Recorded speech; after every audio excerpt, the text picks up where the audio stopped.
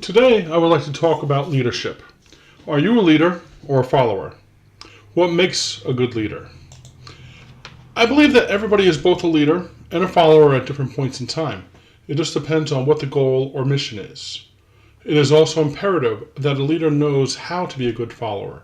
After all, how can you demand something from those under you if you haven't been there yourself? Good leaders are also educators, and to educate, you must know your stuff. Great leaders are also authentic. Be yourself. I like the term servant leader. Jesus was a servant leader. That is part of his power. Mark 10:45, "For the Son of Man came not to be served, but to serve, and to give his life a ransom for many." A great leader serves the people under them. Part of your task is to educate those under you and support them as they grow their knowledge and abilities.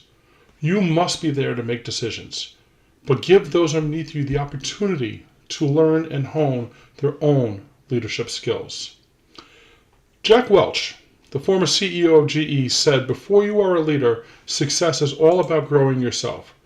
When you become a leader, success is all about growing others."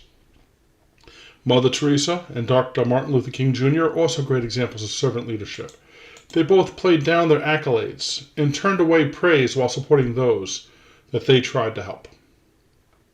Now, as a follower, think about what you can do to learn and grow.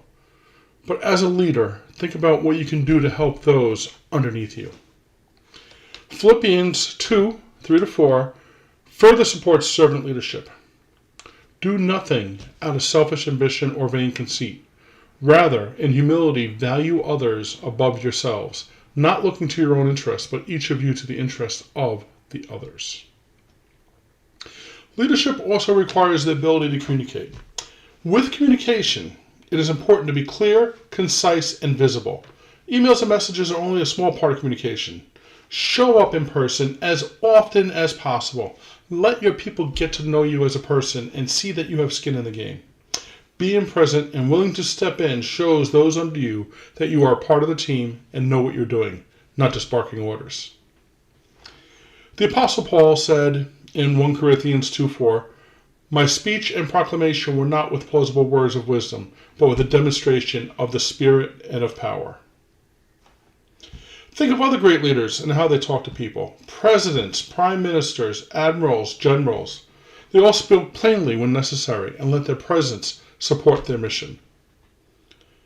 Another component of communication in leadership is feedback. Encourage feedback.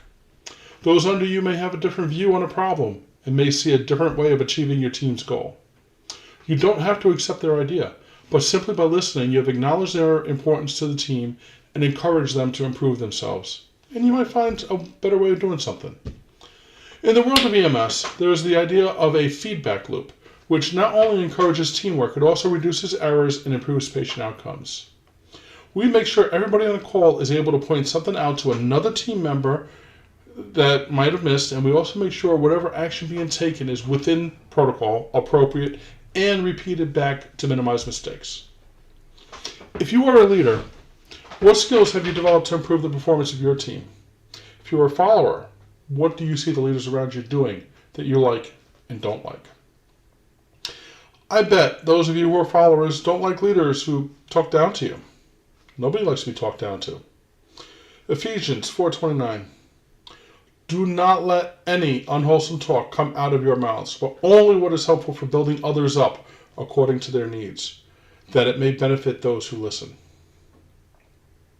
I hope you see that some of the scripture I've quoted shows how you can be a good leader.